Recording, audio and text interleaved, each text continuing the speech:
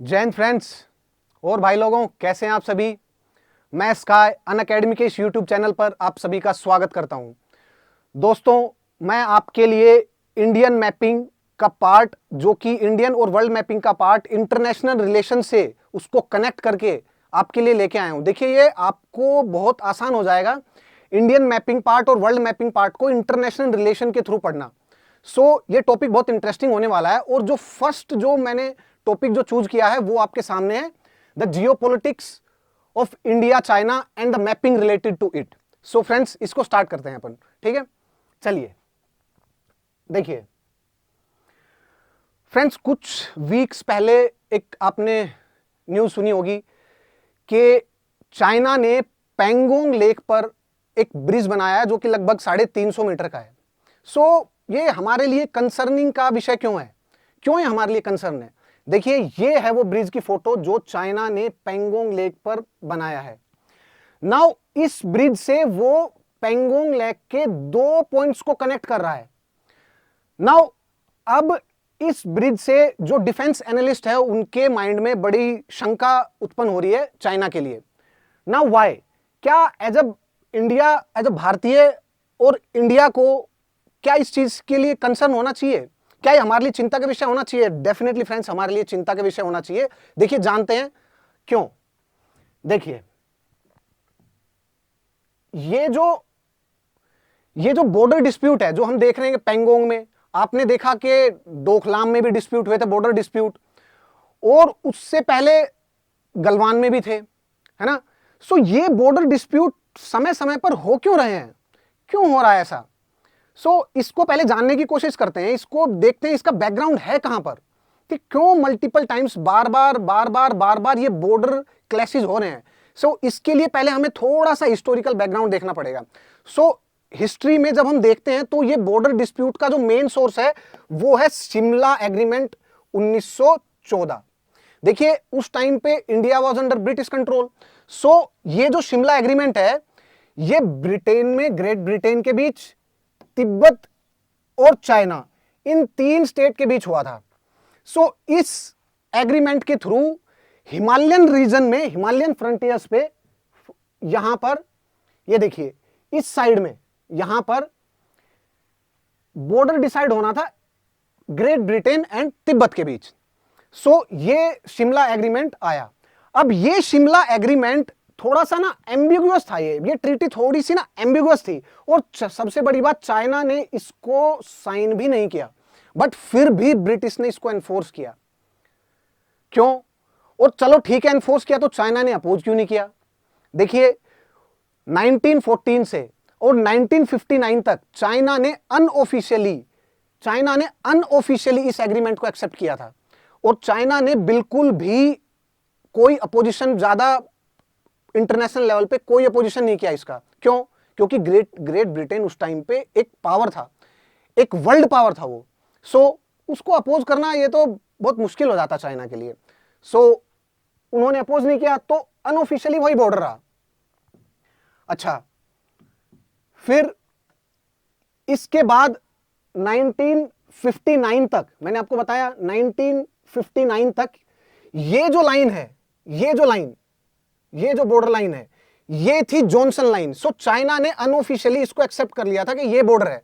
लेकिन जैसे ही 1959 से 1962 चाइना अपने जो बॉर्डर्स हैं उसको असर्ट करने लग गया, उसके ऊपर और ज्यादा कंट्रोल स्टैब्लिश करने के लिए वो असर्टिव हो गया।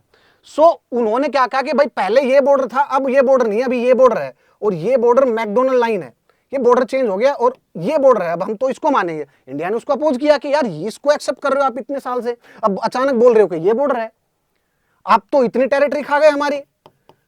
इंडिया ने जब अपोज किया तो फिर 1962 में वॉर हुआ और चाइना ने ये कंप्लीट हिस्सा कब्जा लिया, जिसको हम बोलते हैं अक्साई चीन। और 1962 के बाद से आज तक अनऑफिशियली ये LAC, line of actual control, Aksai चीन में ये दोनों के दोनों बॉर्डर को हम मानने लगे कि यार यहां तक हमारे एक्चुअल कंट्रोल है। इंडियन जो फोर्सेस है वो एलएसी तक अपनी पेट्रोलिंग यूनिट को लेके जाती थी, और चाइना भी। अभी दिक्कत क्या है?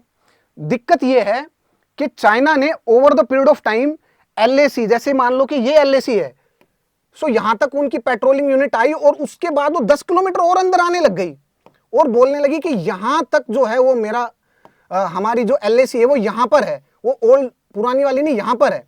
सो ये जो स्ट्रेटजी है ना चाइना की, इसको बोलते हैं चाइना की शिफ्टिंग बॉर्डर स्ट्रेटजी, कि यार जो भी एक्चुअली बाउंड्री है उससे 10 किलोमीटर 12 किलोमीटर और अंदर जाओ, और क्योंकि तुम ज्यादा पावरफुल हो, आपकी इकोनॉमी बड़ी है, चाइना की इकोनॉमी बड़ी है, सो इंडिया को दबाओ, उसको ब्राउबीट करो, और फिर थोड़ा बहुत एडजस्टमेंट हो जाएगा, समझौता हो जाएगा, 10-15 किलोमीटर का एरिया अपना, फिर उसके बाद 10 किलोमीटर और अंदर चले जाना, ऐसे करते करते करते तो आप दिल्ली तक आ जाओगे।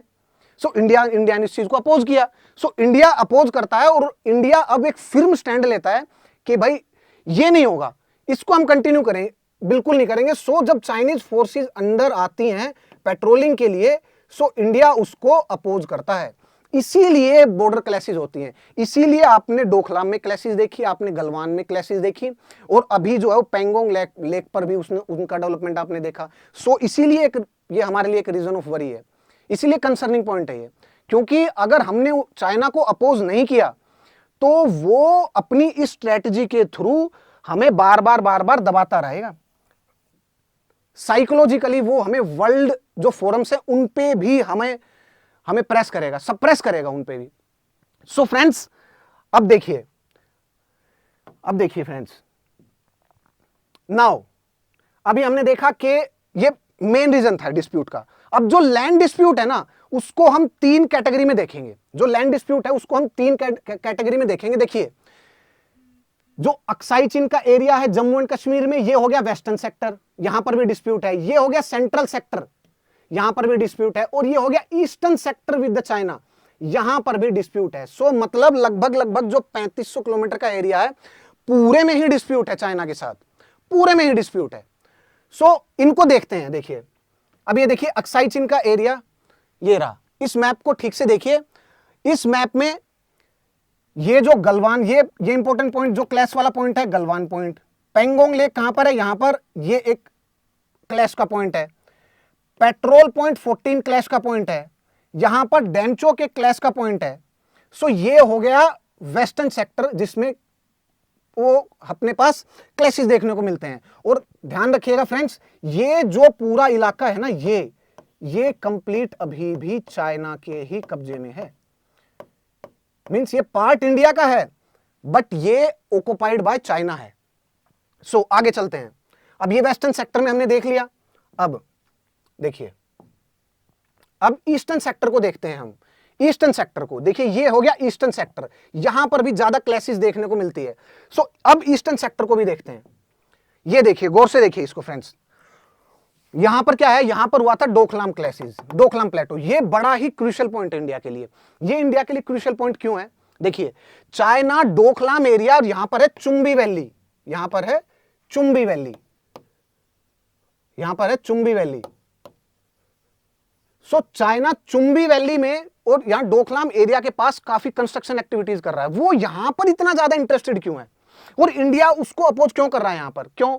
क्योंकि देखिए, ये जो पॉइंट है ना, ये नैरो स्ट्रिप, जो कि नॉर्थ ईस्ट इंडिया को मेनलैंड इंडिया से कनेक्ट करती है, ये पॉइंट जो कनेक्ट करते हैं ना, ये बहुत ही छोटा है, 25 से 30 किलोमीटर का है, जस्ट 25 से 30 किलोमीटर वाइड है ये। अब इंडिया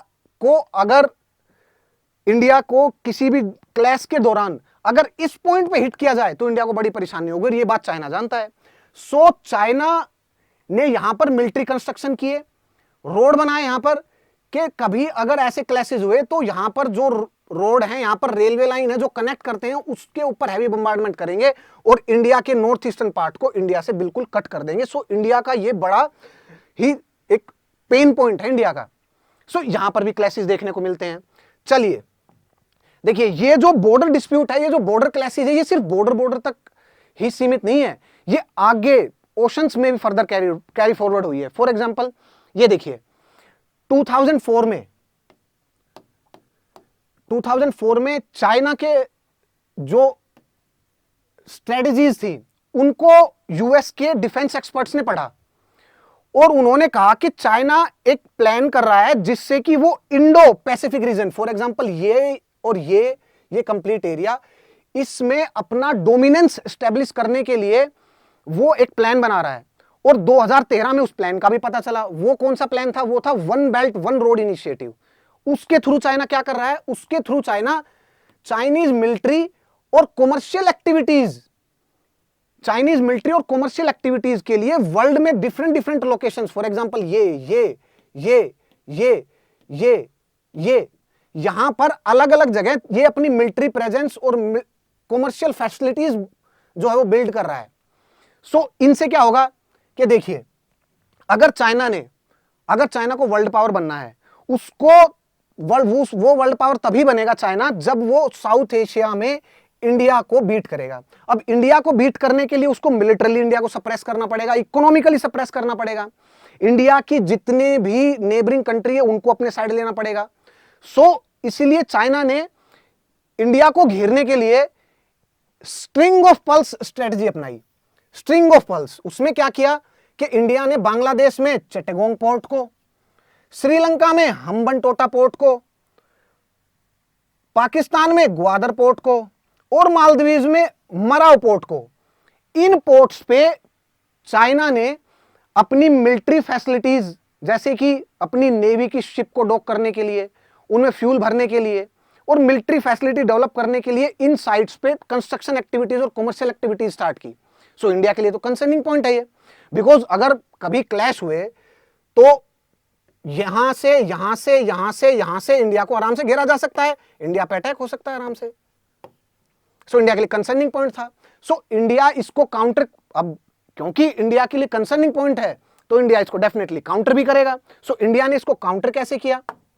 देखिए, इंडिया लेके आया necklace of the diamond strategy, necklace of the diamond strategy. अब इसमें क्या है फ्रेंड्स? अब इसमें क्या है कि इंडिया भी चाइना की तरह ये जो पॉइंट्स दिख रहे हैं, जो डायमंड पॉइंट्स दिख रहे हैं आपको, जैसे Japan, Mongolia, Chabahar port, Duqm port, Assumption islands, Sabang, Changi port, Singapore and Vietnam, इन जगहों पर इंडिया क्या करेगा? नेवल कोऑपरेशन स्टैब्लिश करेगा, एंगेजमेंट करेगा, डेवलपमेंट एड देगा और इन्वेस्टमेंट करेगा। मतलब इन जगहों पर इंडिया अपनी जो है वो एक तरीके से अपनी बैठक बनाएगा, लोकल भाषा में बोले तो एक बैठक बनाएगा, और इंडिया यहां पर अपने यूज के लिए यहां पर पोर्ट्स वगैरह बनाएगा। वहां पर इंडिया अपनी जो है वो भी अपनी नेवी को भी डॉक कर सकता है, अपनी शिप्स को भी डॉक कर सकता है, फ्यूल भरवा सकता है। सो चाइना को काउंटर करने के लिए इंडिया इस स्ट्रेटजी को लेकर आया, necklace of the diamond strategy. अब इसमें क्या था? देखिए, तजाकिस्तान के दुशानबे में इंडिया एक एयरपोर्ट बनाएगा, यहां पर रहेगा सब, तकरीबन यहां पर तजाकिस्तान के दुशानबे में इंडिया एक एयरपोर्ट बनाएगा जिसको इंडिया मिलिट्री एक्टिविटीज के लिए यूज कर सकता है। सो अगर कभी कोई इशू रहा तो चाइना का यहां पर सीपीसी जाता है, चाइना पाकिस्तान इकोनॉमिक कॉरिडोर, उस पर बोम्बार्डमेंट कर सकता है इंडिया, यहां से उसको डैमेज होगा। ऐसे ही चबाहर पोर्ट इंडिया ने बनाया, देखिए ये ईरान है। सो यहां से इंडिया सीपीसी पे अटैक कर सकता है। और चबाहर पोर्ट में, क्योंकि यहां पर है अफगानिस्तान, सो अफगानिस्तान पे डायरेक्ट सी का एक्सेस है नहीं, सो चबाहर पोर्ट के थ्रू इंडिया पाकिस्तान को बाईपास कर सकता है। क्योंकि अभी इंडिया को अगर अफगानिस्तान में जाना है तो इंडिया को पाकिस्तान के रास्ते के थ्रू जाना पड़ता है, और इंडिया को जो है वो डिमांड करनी पड़ती है पाकिस्तान से कि प्लीज जाने दो। अब क्या है, चबाहर पोर्ट के थ्रू इंडिया पाकिस्तान को बाईपास कर सकता है और डायरेक्ट अफगानिस्तान में भी जा सकता है। सो ये दो पॉइंट है चबाहर पोर्ट के। ऐसे ही दुक्म पोर्ट है, ऐसे ही इंडिया ने अजम्पशन जो आइलैंड है सेचेल्स के, वहां पर भी अपनी पोर्ट फैसिलिटीज वगैरह बिल्ड करी है, जिससे चाइना को इंडिया काउंटर कर सकता है। और एक और इंपॉर्टेंट पॉइंट, जो सबसे इंपॉर्टेंट पॉइंट है दोस्तों, कि इंडिया ने tri service command Andaman and Nicobar में बिल्ड किया, ट्राई सर्विस मिलिट्री कमांड।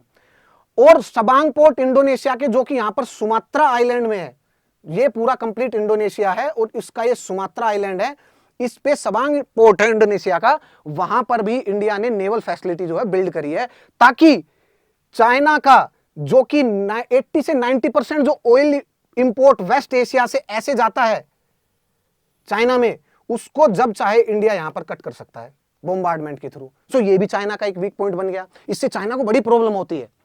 और इंडिया वियतनाम के साथ मिलिट्री एंगेजमेंट कर रहा है और जापान के साथ इकोनॉमिक एंड स्ट्रेटेजिक एंगेजमेंट कर रहा है।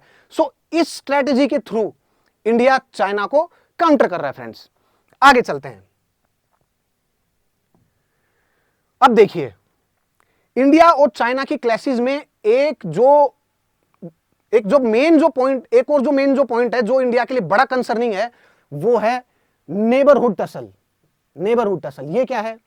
देखिए, आपको ये इंडिया के नेबरहुड, ये पाकिस्तान, यहां अफगानिस्तान, ये नेपाल, ये भूटान, ये बांग्लादेश, ये म्यांमार, ये श्रीलंका और यहां पर मालदीव्स। सो इंडिया के जो नेबर हैं, चाइना ने उनको अपने साइड कर रखा है। चाइना ने उनको, ये जो डिप्लोमेसी है ना, ये डिप्लोमेसी, ये देखिएगा, ये डिप्लोमेसी, चेकबुक डिप्लोमेसी और डेप्थ ट्रैप स्ट्रेटजी, इसके थ्रू चाइना ने इन सारे जो नेबर्स हैं इनको ऑलमोस्ट इंडिया के अगेंस्ट कर दिया है। इंडिया हालांकि काउंटर करने की कोशिश पूरी कर रहा है, लेकिन फिर भी काफी हद तक जो है वो अगेंस्ट कर दिया है। मतलब पैसा फेंको तमाशा देखो, कि जैसे ही चाइना उनको पैसे फेंकता है वो सारे ले लेते हैं, और जैसे चाइना कहता है वैसे करने की वो कोशिश करते हैं अपने। जैसे पाकिस्तान को चाइना ने पैसे दिए और उनसे एक कॉरिडोर पास करा लिया, CPC, China Pakistan economic corridor, जो कि चाइना के लिए बहुत इंपॉर्टेंट है। ये क्या करेगा? ये चाइना को डायरेक्ट इंडियन ओशन की कनेक्टिविटी देगा, डायरेक्ट इंडियन ओशन में पहुंच सकता है चाइना। अब इससे क्या होगा कि चाइना जो एक रूट पे ज्यादा डिपेंडेंट है ऑयल सप्लाई के लिए, इस रूट पे डिपेंडेंट है, अगर इंडिया ने कभी यहां पर हैवी बॉम्बार्डमेंट कर और इस चौक को ब्लॉक कर दिया और चाइना अपनी ऑयल सप्लाई नहीं कर पाया, तो चाइना यहां से कर सकता है। अब इसके थ्रू। अब पाकिस्तान को तो पैसे चाहिए, तो वो बिल्कुल यस बोलेगा वो तो। सो ये है चाइना पाकिस्तान इकोनॉमिक कॉरिडोर, और ये इंडिया के जो ये इंडियन टेरिटरी है, जो कि पाकिस्तान ऑक्युपाइड कश्मीर है, वहां से पास हो रहा है। तो इंडिया के लिए बड़ा पेन पॉइंट है ये। सो फ्रेंड्स, ये नेबरहुड टसल में ये पाकिस्तान के साथ आगे। ऐसे ही चाइना नेपाल को डेप्थ ट्रैप स्ट्रेटजी और ये चेकबुक डिप्लोमेसी के थ्रू बांग्लादेश को, म्यांमार और श्रीलंका को ऐसे ही वो पैसे देता है, कर्ज के लिए पैसे देता है कि अपने घर में पोर्ट फैसिलिटी बनाओ, मस्त इन्वेस्टमेंट करो इंफ्रास्ट्रक्चर में, और हम आपको पैसे दे रहे हैं, रखो। फिर जब वो इन्वेस्ट कर देते हैं, फिर उसके बाद रिटर्न करना होता है, उनको ब्याज देना होता है, इंटरेस्ट देना होता है, तब वो दे नहीं पाते। तो चाइना क्या बोलता है कि एक काम करिए, आपका जो पोर्ट है हम्बनटोटा पोर्ट, जो श्रीलंका के यहां पर है लगभग, कि वो उसे हमें 100 साल के लिए दे दे, लीज पे दे दीजिए, अब हम उसको जैसे मन चाहे वैसे जो है वो इस्तेमाल करेंगे। सो उनकी तो सोवरेनिटी खतरे में है, लेकिन वो उस चीज को देख ही नहीं रहे, बस उनको तो पैसे मिले और जो है वो जैसे चाइना बोल रहा है वैसे करेंगे वो। सो ये भी एक बहुत बड़ा इश्यू है ये नेबरहुड टसल में। सो फ्रेंड्स, अब देखिए फ्रेंड्स, आगे देखिए, मैंने आपको इंडिया और चाइना की जो मेन जियोपॉलिटिक्स थी वो मैंने आपको दिया, समझा, ठीक है। अब इसके जो इंपॉर्टेंट जो मैपिंग के जो पॉइंट थे जो आपको ध्यान रखने हैं, वो मैं आपको जस्ट हाईलाइट करता हूं। देखिए, आपको इंडियन मैपिंग में कौन कौन सी चीजें ध्यान रखनी है। मैंने आपको अक्साई चीन का एरिया बताया, ठीक है, LAC बताया, ठीक है, पेट्रोल पॉइंट 14 बताया, गलवान वैली पॉइंट बताया, पेंगोंग सो लेक बताया, शयोक पॉइंट बताया और डेमचोक पॉइंट बताया। इनको आप अच्छे से इस मैप में देखेंगे। उसके बाद जो आपको मेन जो मैपिंग पॉइंट के लिए फोकस करना है वो है नुब्रा वैली। आपको नुब्रा वैली पे ही फोकस करना है, और उसके नॉर्थ में देखिए NJ 9842 पॉइंट को भी अच्छे से देखना। उसके बाद सियाचिन ग्लेशियर जो यहां पर है, ये रहा सियाचिन ग्लेशियर, और ये पूरा सियाचिन है, इसको भी ध्यान से देखना। और सियाचिन और अक्साई चीन को कनेक्ट करता हुआ ये है कराकोरम पास, इसको भी आप पे फोकस करना है मैपिंग पार्ट में। और मैपिंग पार्ट में आपको देखना है शक्सगम वैली, ये रही शक्सगम वैली जो ब्लैक में है। अब शक्सगम वैली जो है वो चाइना के कंट्रोल में है, क्योंकि पाकिस्तान ने इस एरिया को चाइना को दे दिया कि आप जो है इस एरिया को एडमिनिस्टर कीजिए, जबकि पार्ट ये इंडिया का है, लेकिन पाकिस्तान ने इसको चाइना को दे रखा है। सो ये चाइना के कंट्रोल में है 1963 से, इसको है शक्सगम वैली। और ये जो पार्ट आपको दिख रहा है, ये है गिलगिट बल्तिस्तान का पार्ट, ये है गिलगिट बल्तिस्तान का पार्ट, और ये पार्ट अभी पाकिस्तान के पास है। ये इसको बोलते हैं PoK, POK, Pakistan occupied Kashmir. So friends, इसमें आपको ये स्कार्दू रीजन पर फोकस करना है, और इसमें ये यहां पर ये गिलगिट है। उससे ऊपर ये जो बॉर्डर है ये इंडिया और बांग्लादेश का बॉर्डर है, ये लगभग 105 किलोमीटर का है। ये भी आपको ध्यान रखना है कि इंडिया और बांग्लादेश के बीच में लैंड बॉर्डर है, ये भी एक इंपॉर्टेंट ज्योग्राफिकल पॉइंट है, इसको ध्यान रखना है।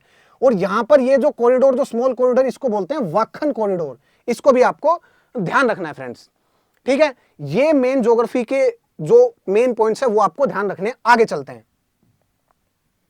आगे चलते हैं फ्रेंड्स। और देखिए, आपको इस वाले पॉइंट में मैंने आपको सिलीगुड़ी कॉरिडोर बताया, यहां पर आपको चुंबी वैली, डोकलाम प्लेटो बताया, इन पॉइंट्स को भी आपको ध्यान रखना है। और आगे आपको ये जो पढ़ाते हुए चाइना के स्ट्रिंग ऑफ पल्स पढ़ाते हुए मैंने आपको कुछ पॉइंट बताए थे, आपको वो भी ध्यान रखने हैं, जैसे कि चटगांग पोर्ट, हम्बनटोटा पोर्ट, देजुबूती का पोर्ट, ग्वादर का पोर्ट, मराव का पोर्ट। सो आपको इन पॉइंट्स पे भी फोकस करना है फ्रेंड्स। आगे देखिए, आगे चलते हैं फ्रेंड्स। और आपको necklace of the diamond strategy के भी पॉइंट्स को ध्यान रखना है। ये इंटरनेशनल मैपिंग में आपको डायरेक्टली और इनडायरेक्टली यूज होंगे। जब आप कंसेप्ट्स पढ़ रहे होंगे ना, तो उन ज्योग्राफिकल लोकेशंस जो होंगी ना, तब आपको वो कंसेप्चुअल अंडरस्टैंडिंग में बहुत हेल्प करेंगे आपकी। देखिए, आपको ये जितने भी पॉइंट्स हैं, इन सारों पे फोकस करना है, इन सारों पे फोकस करना है।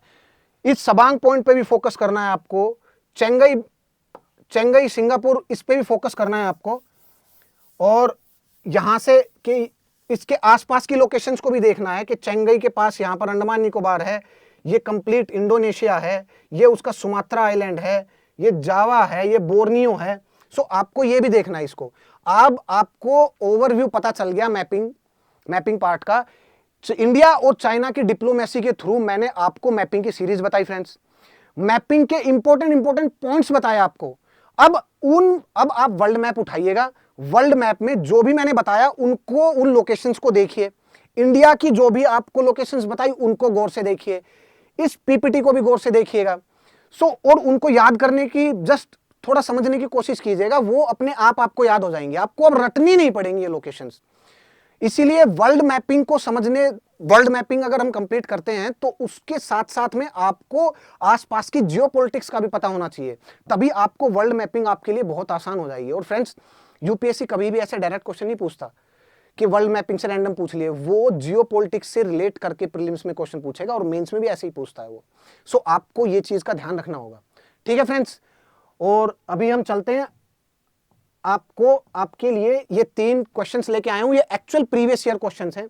ये देखिए, एक सियाचिन ग्लेशियर से रिलेटेड जो कि 2020 में आया है, ये आपको सोल्व करना है, और इसके जो आंसर है आपको कमेंट सेक्शन में लिखना है मेरे को। देखिए, ये क्वेश्चन है, और ये क्वेश्चन है एक, और ये क्वेश्चन है। सो फ्रेंड्स, ये 3 क्वेश्चंस आपको सोल्व करने हैं, ये आपके लिए होमवर्क है। इनके आंसर्स आप कमेंट सेक्शन में लिखिएगा, और आपको, अगर आपने सेशन को बहुत अच्छे से अटेंड किया है तो आप इजीली जो है इन क्वेश्चंस के आंसर कर देंगे। Okay friends, now friends, do like this UPSC Uday channel and do subscribe this. And friends, मिलते हैं नेक्स्ट वीडियो में। जय हिंद।